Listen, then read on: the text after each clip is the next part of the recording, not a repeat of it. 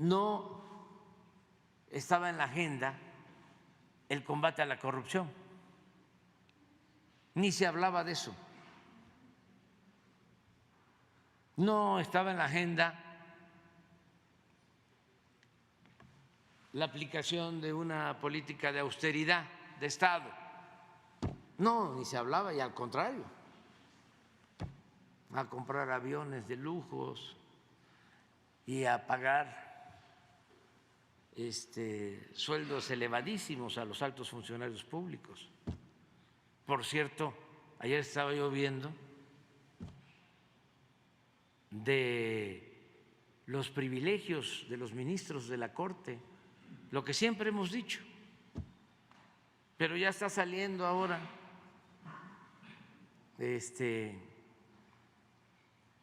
información del Senado.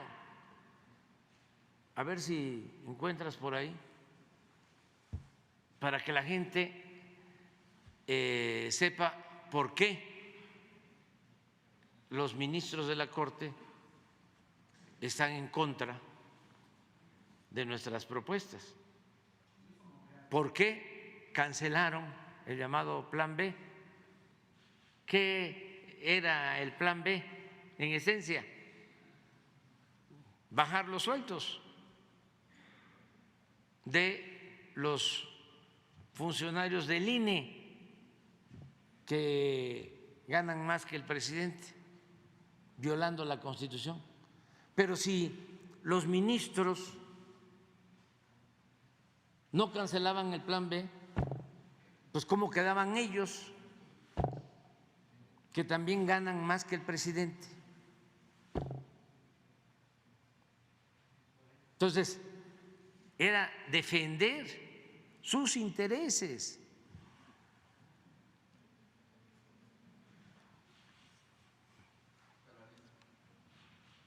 Miren, sueldos muy superiores al del presidente de la República, casi 300,000 pesos mensuales, cada ministro. Yo gano la mitad de eso.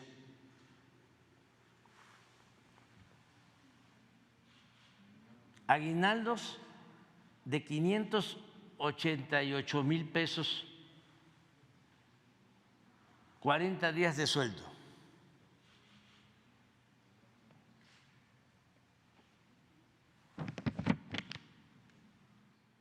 Todo esto es contrario a lo que establece la Constitución,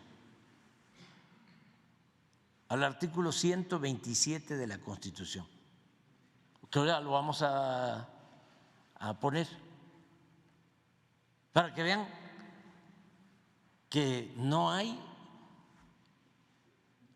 Estado de Derecho, como sostienen, ¿no?, los abogados leguleyos, huizacheros, que están defendiendo a los jueces, magistrados, ministros del Poder Judicial, hablando del Estado de Derecho. No, es Estado de chueco.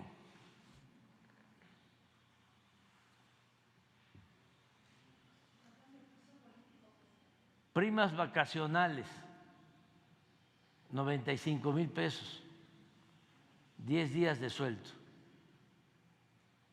Un fondo para comer en restaurantes de lujo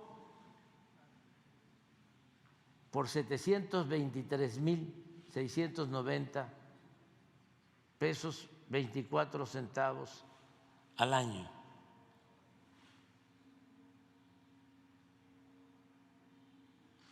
Un comedor especial en la Suprema Corte de Justicia, donde pueden ordenar a la carta alimentos y bebidas alcohólicas.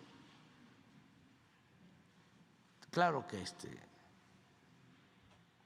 debe ser tequila. No.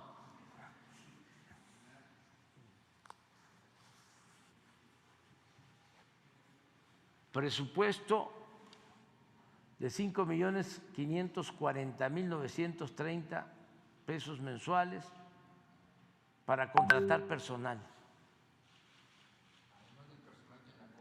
Además del personal de la Corte, pero ellos tienen esa posibilidad para trabajadores domésticos.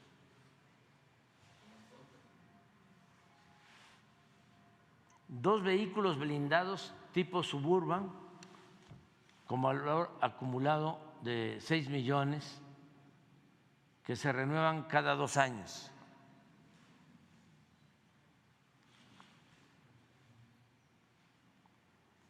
Pago por riesgo de más de 640,000 pesos al año. Apoyo para gasolina, 22,000 pesos mensuales.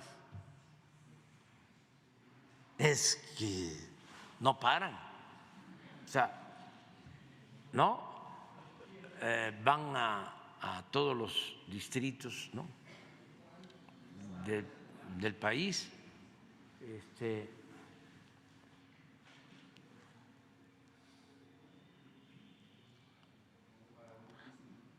Apoyos ilimitados para el pago de peajes en autopistas. Algunos ministros también cuentan con escoltas al servicio de protección federal, seguros para autos y casa habitación, atención especial para reservaciones en restaurantes, trámites de licencias, visas y cualquier otro trámite. Síguele. ¿Ya son todos? 40. Atención personalizada en el aeropuerto.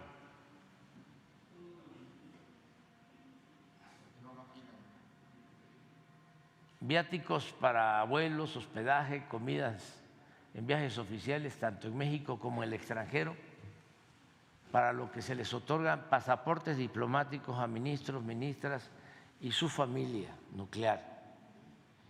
Salones especiales en el aeropuerto para ofrecerles comidas y bebidas exclusivas.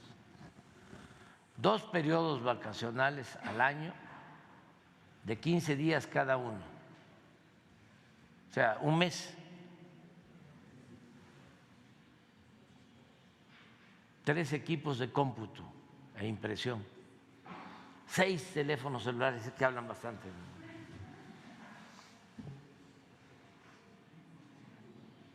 De gama alta para ministros y familiares y personal de apoyo, con plan ilimitado de datos que se renuevan cada año. 3 iPads, con servicio de internet ilimitado, papelería personalizada, computadoras, impresoras e internet en su domicilio pagado por la Suprema Corte de Justicia. Apoyo de soporte técnico por parte del personal en la Suprema Corte. También pueden instalar videovigilancia en sus casas con cargo al erario público. Seguro de gasto médico, aquí sí es, me consta, porque hubo un ministro, ya se los he platicado, en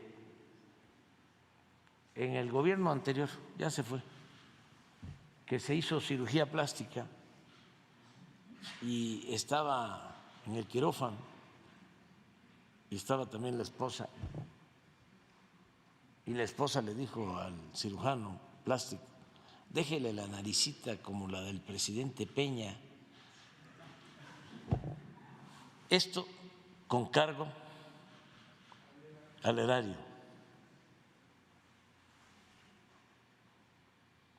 No estoy mintiendo. Tengo como principio no mentir, no robar y no traicionar.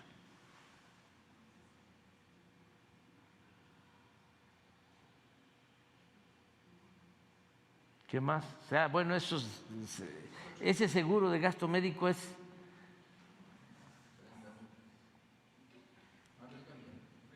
$30 millones en adelante.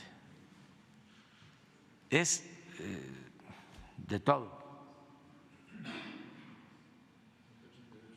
Sí, pero tiene que ver con su familia nuclear también, o sea, toda su familia. 188,000 al año para compra de medicamentos.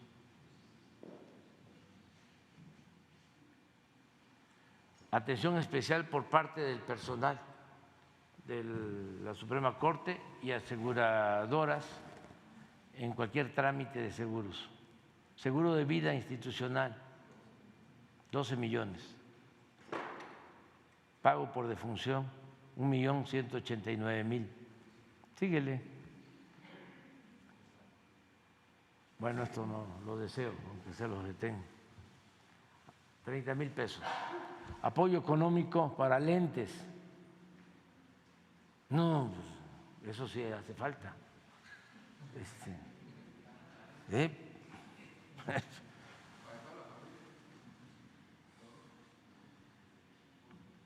Cónyuges e hijos.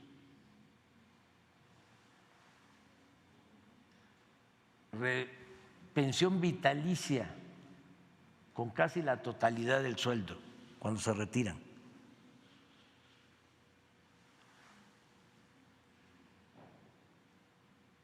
O sea, lo que tenían los expresidentes, ellos lo siguen manteniendo.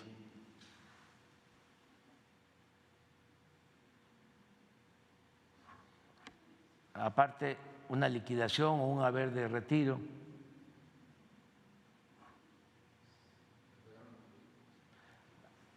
Se les permite quedarse con los vehículos que tuvieron asignados.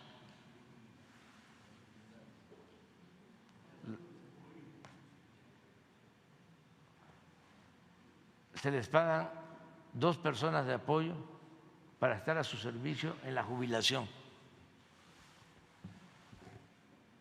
Seguro de separación individualizada. Esto es bastante, muchísimo.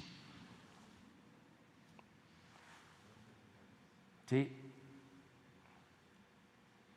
20 millones. ¿Cuándo se van?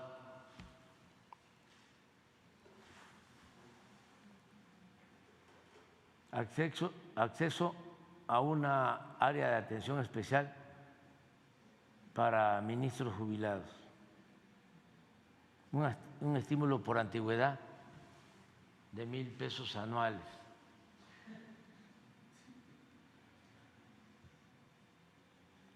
Tienen 14 fideicomisos por 20,149 millones de pesos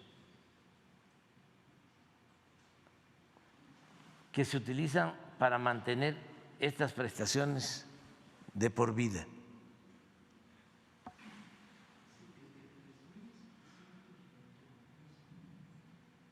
El presupuesto para el 22 son 73,723 millones de pesos.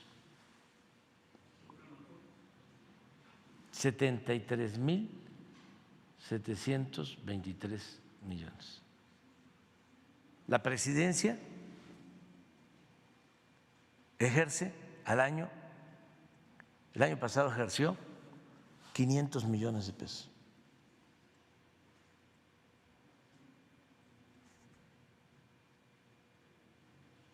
Este es el fondo del asunto. Pero esto es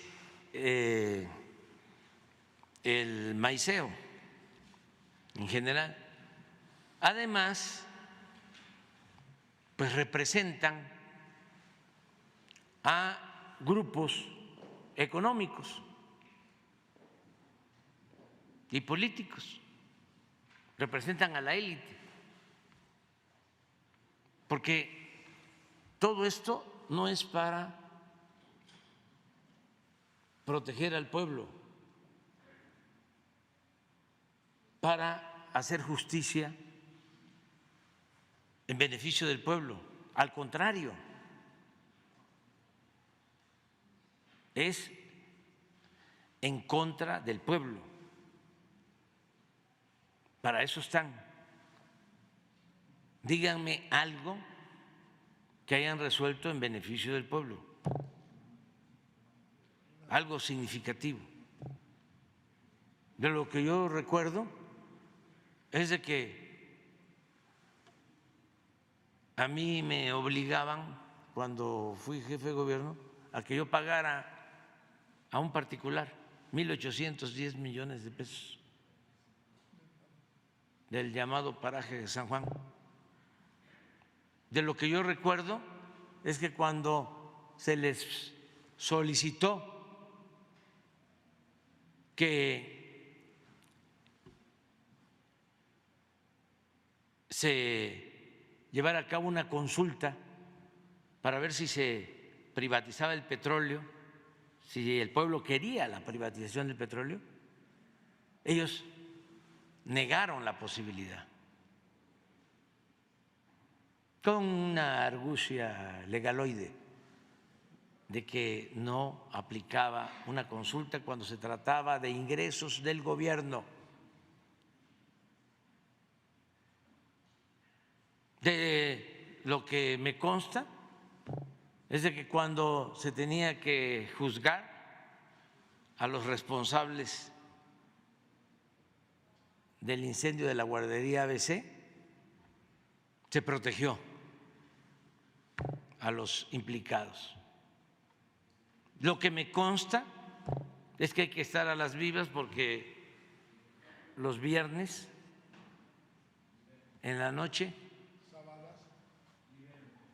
liberan a delincuentes. Lo que me consta es que el mismo día que juzgaron en Estados Unidos a García Luna, ese mismo día aquí le liberaron las cuentas a su esposa. Entonces, ¿para qué todo esto? Y vuelvo a sostener, hace falta una reforma. Y lo mejor es que lo haga el pueblo. No voy a actuar como lo hizo Zedillo, de desconocerlos y pagarles bien para que se fueran. No,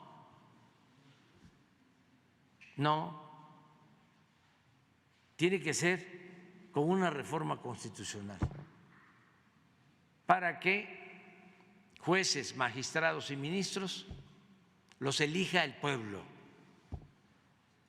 como era en la época del presidente Juárez, como se aplicaba en la época de la República restaurada.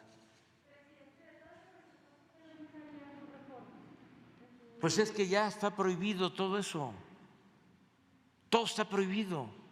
Ahora pongan el artículo 127. Es que ya no hay servicio médico particular en el Ejecutivo.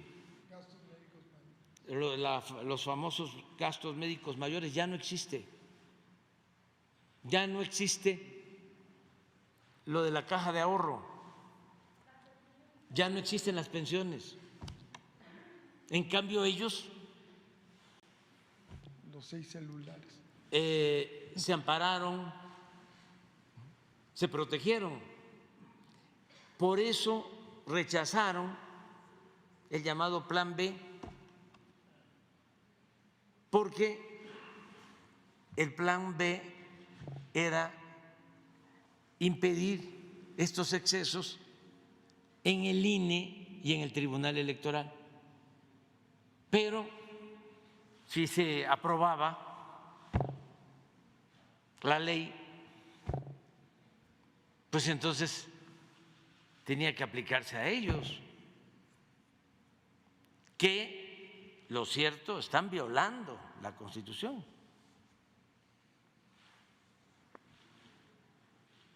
Los servidores públicos de la Federación, de las entidades federativas, de los municipios y de las demarcaciones territoriales de la Ciudad de México en sus entidades y dependencias, así como de sus administraciones paraestatales y paramunicipales, fideicomisos públicos, instituciones y organismos autónomos y cualquier otro ente público recibirán una remuneración adecuada e irrenunciable por el desempeño de su función, empleo, cargo o comisión, que deberá ser proporcional a sus responsabilidades.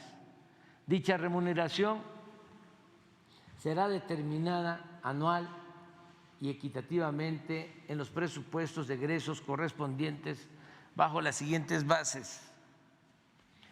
Se considera remuneración o retribución toda percepción en efectivo o en especie, incluyendo dietas, aguinaldos, gratificaciones, premios, recompensas, bonos, estímulos, comisiones, compensaciones y cualquier otra, con excepción de los apoyos y los gastos sujetos a comprobación que sean propios del desarrollo del trabajo y los gastos de viaje en actividades oficiales.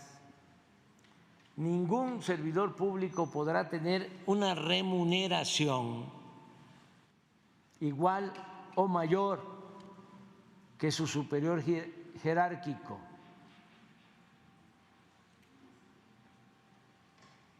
O sea, ningún servidor público podrá recibir remuneración en términos de la fracción anterior por el desempeño de su función, empleo, cargo o comisión mayor a la establecida para el presidente de la República en el presupuesto correspondiente. O sea, más claro, ¿cuál es la interpretación? Hay una excepción, ahorita se va a ver. Ningún servidor público podrá tener una remuneración igual o mayor que su superior jerárquico, salvo que el excedente sea consecuencia del desempeño de varios empleos públicos, que su remuneración sea producto de las condiciones generales de trabajo derivado de un trabajo técnico calificado o por especialización en su función. La suma, de todas maneras, de dichas remuneraciones no deberá exceder la mitad de la remuneración establecida para el presidente de la República en el presupuesto correspondiente. O sea, aún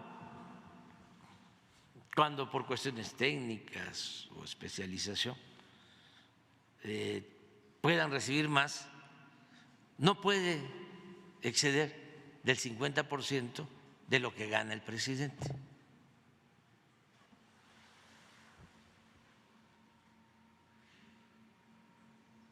Bueno, ya lo demás es otro. Sí, entonces, este es el fondo, pues, del asunto. Como no lo están manejando de esa manera, entonces la Suprema Corte no se toca. El sistema judicial mexicano es 2 veces más oneroso que el de los Estados Unidos y mucho más ineficiente, y es 3 veces más oneroso que el de Alemania y España. Sí, mucho más. Ganan más los ministros de la Corte de México que los ministros de los poderes judiciales en otros países. Hay una tabla de uno de mis libros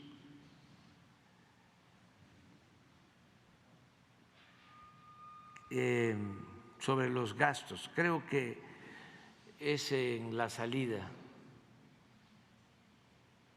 y también lo que tenían de pensión los expresidentes, que eso ya se canceló, pero eso corresponde al Ejecutivo. Y pues ellos refugiándose, ¿no?, en que son un poder independiente, no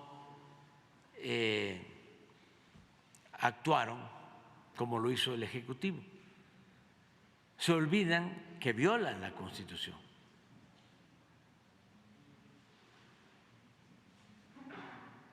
Sería bueno que explicaran por qué no violan la Constitución. A ver, ¿cuál es la excusa?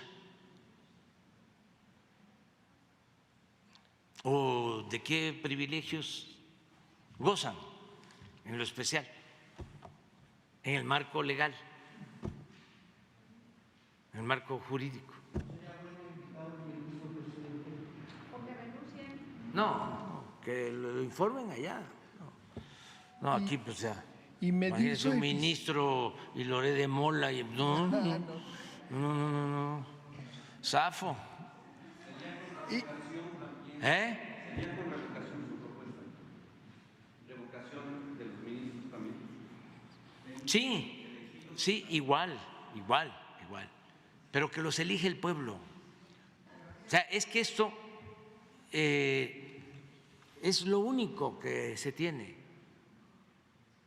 Claro, los elitistas piensan de que el pueblo no sabe,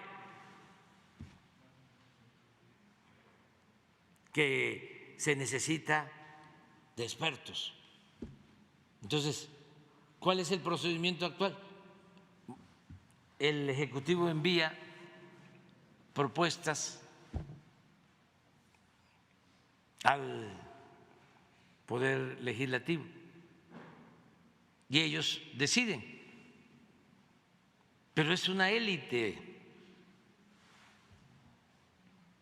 no hay una elección directa, no los elige el pueblo, al presidente lo elige el pueblo, a los diputados los elige el pueblo, a los de mayoría, a los senadores lo mismo, y bueno, también a los de minoría porque es en proporción al número de votos que obtienen los partidos.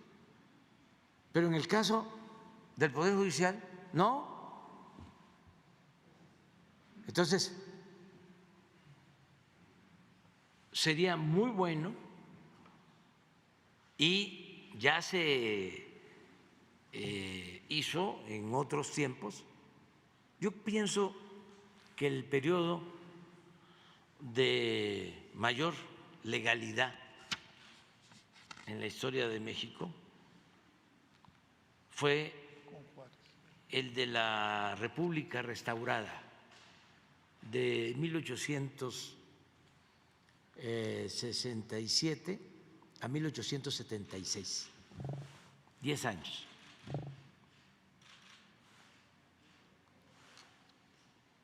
Y en expresión de los historiadores, eran hombres, y yo agregaría mujeres, los servidores públicos de los tres poderes que parecían gigantes. Estamos hablando de José María Iglesias, estamos hablando de Sebastián Lerdo de Tejada, de Ignacio Vallarta, de abogados que decían al margen de la ley nada y por encima de la ley nadie, y con mucha dignidad, mucha dignidad. Entonces,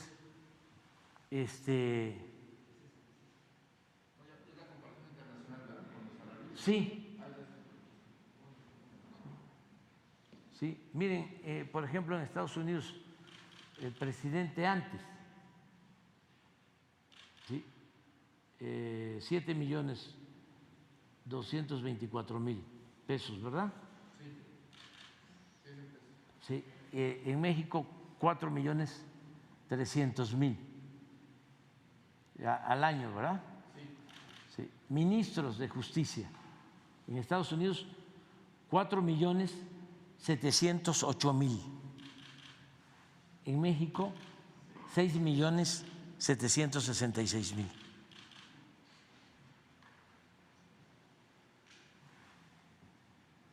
¿De qué año es esto? Del 15, del 16. Un secretario de Estado en Estados Unidos, 4,292,000 pesos. En México, 3,672,000. Un diputado en Estados Unidos, 3,142,000. En México, 1,916,000. Un senador en Estados Unidos, 3,492,000. En México, 2,732,000. Eso era en el 15-16. Ya los legisladores mexicanos ya se bajaron los sueldos. Y se quitaron las prestaciones que se eliminaron en el Ejecutivo. No así el Poder Judicial. Ahora, pon lo de los presidentes, las pensiones. Ahí debe estar.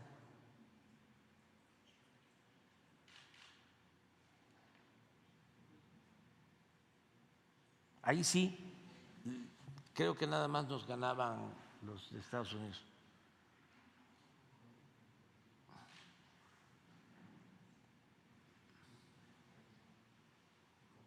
Sí. Ese es. Gasto comparativo de la pensión que han recibido los últimos expresidentes en otros países. Cuando Felipe Calderón, 54,262,000 al año.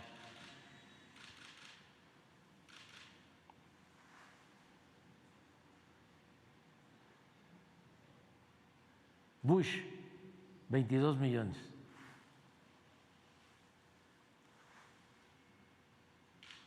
Piñera, 10 millones. Brown, 3,859,000 del Reino Unido. Uribe de Colombia, 2,460,000. Aznar de España, 2,186,000.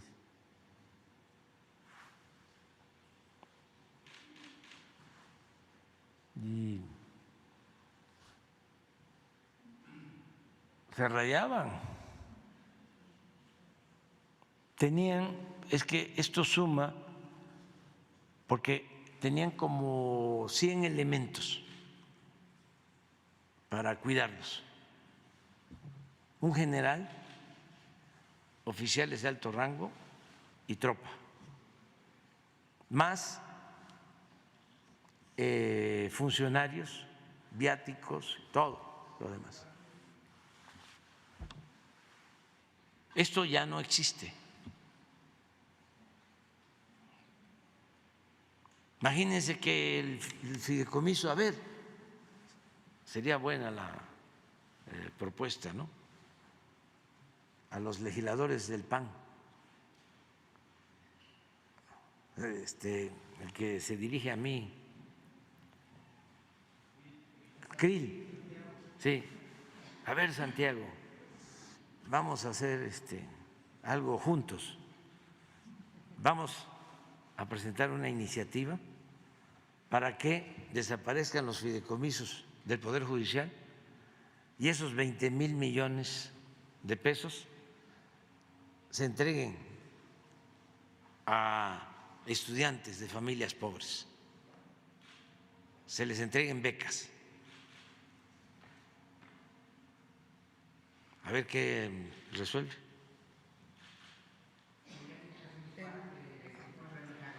Porque todo lo que hemos hecho de combate a la corrupción, de quitar estos privilegios, pues es lo que nos ha permitido destinar fondos para la pensión a los adultos mayores, para la pensión a personas con discapacidad, sobre todo niñas y niños. Es lo que nos permite entregar las becas a estudiantes de familias pobres, porque no puede haber gobierno rico con pueblo pobre. Además, no solo es un asunto de justicia, es algo que tiene que ver con la moral. Y no hay que olvidar que la política es un imperativo ético. ¿Cómo un impartidor de justicia va a estar ganando 500, 600 mil pesos mensuales en su conjunto? ¿Cómo? En un país con tanta pobreza. Es como los periodistas, no ustedes. Ustedes se tienen que levantar a las 5 de la mañana. Ni modo que a las 4, ¿sí? Ni modo que Loret se levante a esa hora. Pues. O Está duro. el que gana más de todos es Jorge Ramos. Jorge Ramos. Sí, ese gana muchísimo.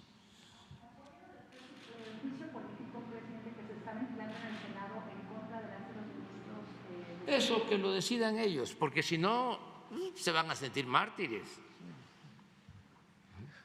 Y lo que son, en realidad, son unos abusivos, ventajosos. Entonces, no, eso. Yo pienso que lo mejor es que en septiembre, que yo espero que el movimiento de transformación tenga mayoría calificada en la Cámara y que se pueda hacer una reforma a la Constitución. Se requiere una mayoría calificada porque se necesitan hacer otras reformas. Es que lo explicaba la vez pasada el periodista peruano de manera muy inteligente. Él no hablaba solo de las reformas legales, él no hablaba de la práctica política. Decía, si hay una dictadura o hay una oligarquía que domina, una minoría que gobierna en su beneficio durante mucho tiempo, si hay dueños de México, si una minoría se sitúa,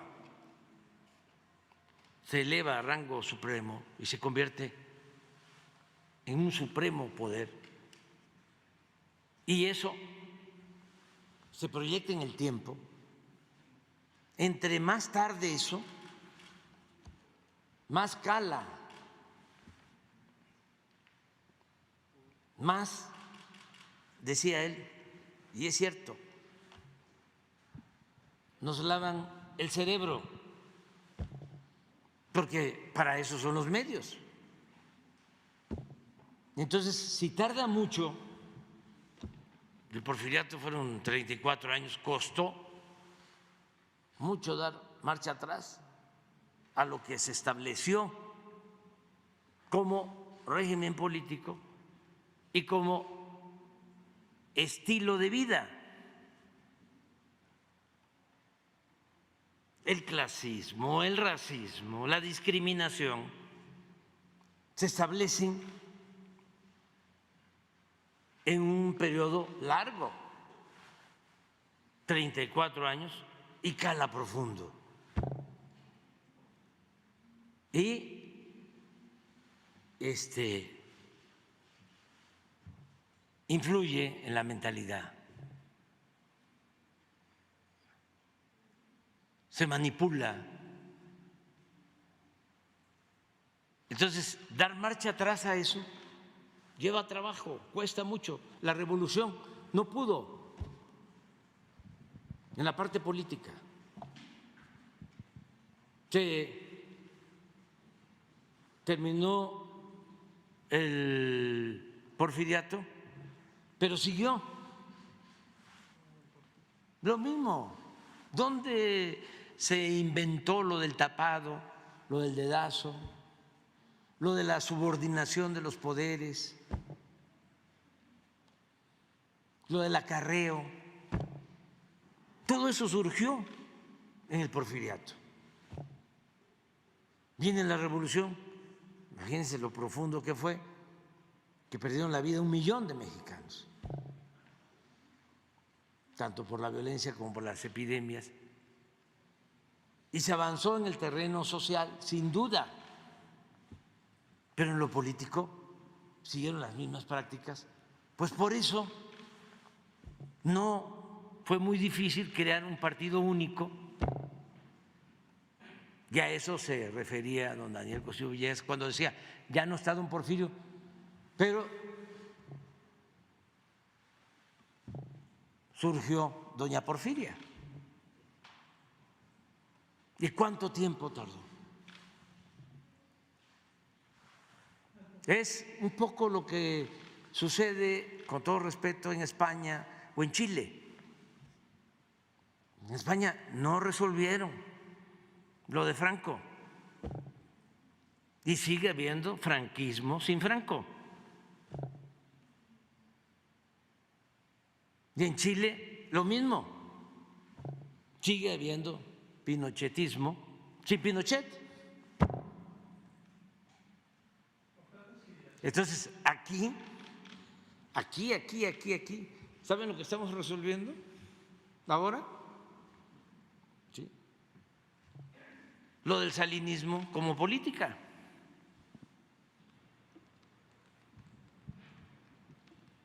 Porque así como el porfiriato, 34 años, el llamado neoliberalismo o neoporfirismo fueron 36 años.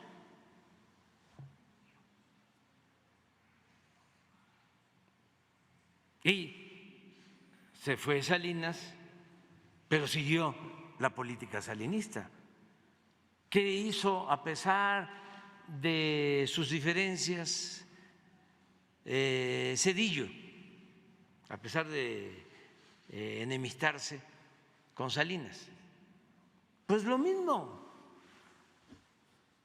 Salinas entregó empresas, entregó los bancos, Zedillo entregó los ferrocarriles,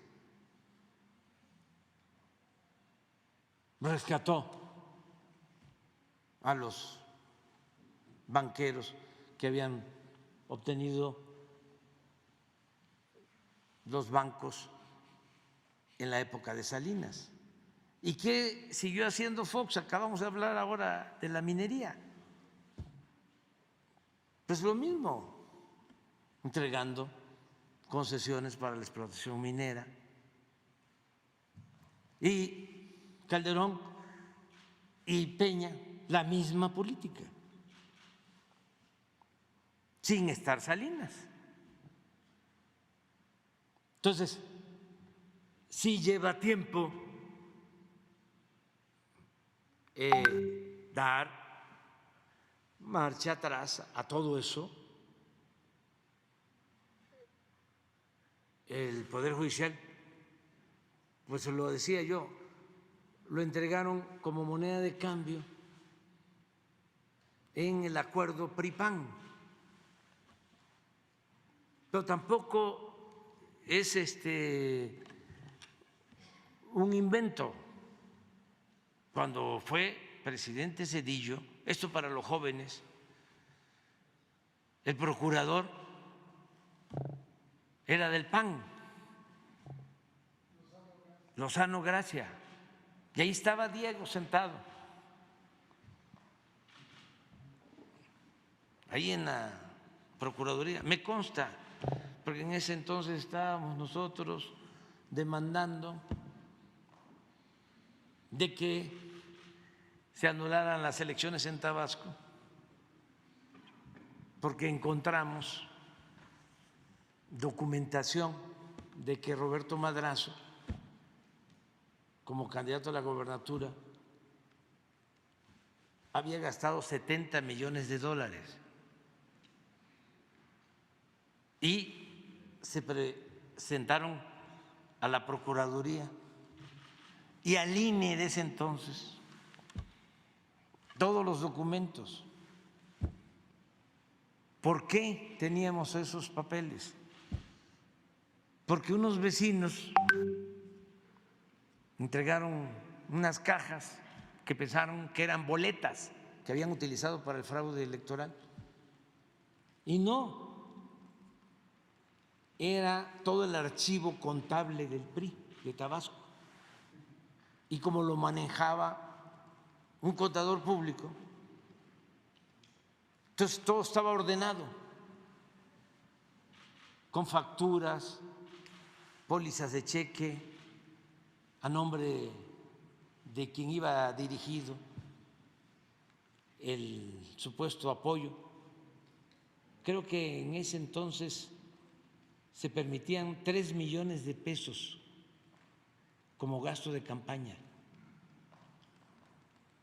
Y lo que estaba en ese archivo era el equivalente a 70 millones de dólares. En ese entonces creo que como 300 millones de pesos. De 3 millones a 300. ¿Quién vio eso? Pues Lozano, gracias, con Diego. ¿Ustedes creen que se hizo algo? ¿O en el INE, con todas las pruebas, se rebasó sin problema el tope de campaña? No hubo justicia. Bueno, recientemente, cuando la elección del presidente Peña, lo mismo, presentamos una denuncia porque habían rebasado el tope de campaña. ¿Qué resolvieron los del INE y los del tribunal? Que los que habían rebasado el tope de campaña habíamos sido nosotros. Ahora está en la cárcel el señor Lozoya y ya declaró de que sí recibió dinero para la campaña del presidente Peña. ¿Ya qué se hace? Entonces, basta de simulaciones. Si me preguntan qué hacer, no hay más que el método democrático, que el pueblo elija para que la autoridad, sea un diputado, sea un senador, sea un ministro, sea el presidente de México, solamente tenga como amo al pueblo de México, al que lo eligió, no a grupos de intereses. Porque si al presidente lo eligen los oligarcas, pues va a ser un pelele, un títere de los potentados y no va nunca a voltear a ver al pueblo. Por eso, una de las cosas más importantes que estamos llevando a cabo es la separación tajante del poder económico y del poder político. El que el gobierno represente a todos, pero eso les cuesta mucho trabajo a nuestros adversarios conservadores aceptarlo, porque ellos no toman en cuenta al pueblo. Para ellos no existe el pueblo. Es una élite completamente divorciada del pueblo. No le tienen amor al pueblo.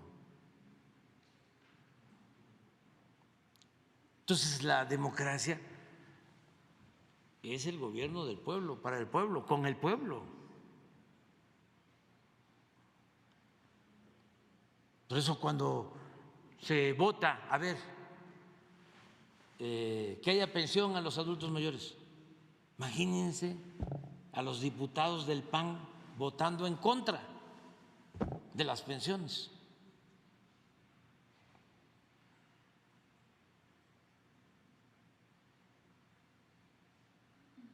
Cuando se decidió apoyar a los jóvenes, que solo les llamaban ninis, que ni estudiaban ni trabajaban, y se empezaron a entregar las becas o se les dio trabajo como aprendices a los jóvenes, hubo una campaña de jóvenes fifís en contra de esa política.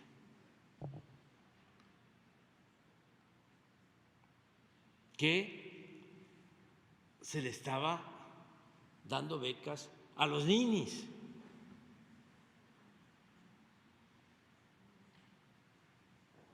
Afortunadamente, pues ya las cosas en México son distintas, ¿no? Y eso nos ayuda mucho. Entonces, ¿qué conclusión? Pues hay que votar, hay que votar, hay que votar no solo por el candidato a presidente, hay que votar por los legisladores, por los candidatos a diputados y a senadores, para que la transformación cuente con mayoría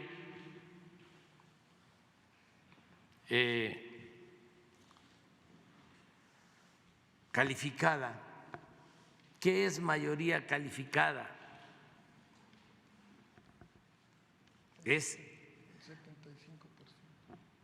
2/3 partes, como 66% de los votos, 66% de los votos, porque se puede tener mayoría simple, 50+1, pero eso permite aprobar leyes, reformar leyes, pero no reformar la Constitución. ¿Por qué están bloqueando los conservadores? Porque aun cuando los legisladores de la transformación son mayoritarios, no alcanzan a tener mayoría calificada, pero sí podrían tener mayoría calificada si se está a favor del cambio. Eso es lo que se va a resolver en el 24. ¿Quieres transformación? ¿Quieres que continúe la transformación o no? Eso es lo que se va a votar. ¿Quieres que regresen los corruptos? Ya sabes por quién vas a votar. ¿Quieres que siga la transformación? También, ya sabes.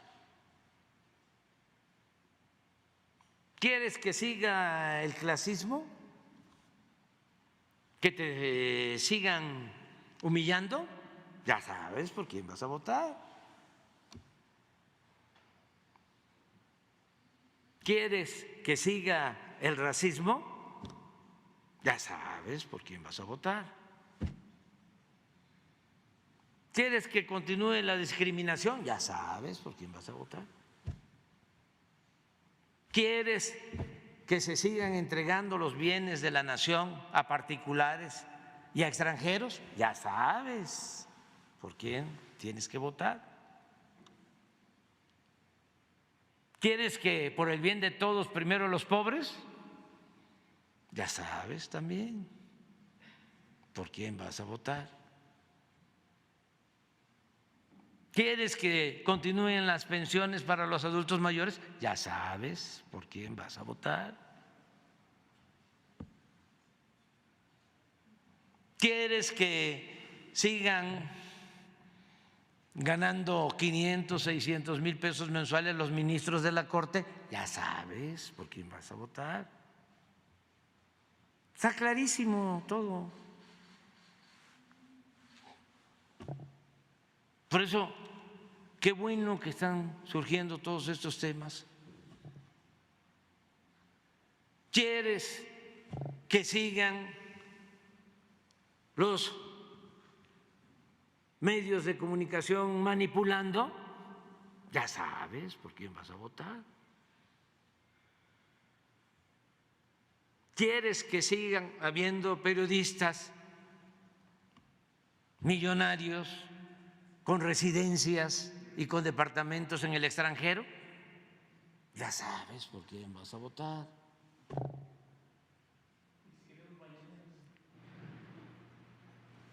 Ese es otro asunto. En una segunda Pero está muy claro, o sea, ¿qué partido? Pues ya cada quien que decida, ¿no? O sea, pero la gente se va a dar cuenta. En una segunda pregunta, señor presidente.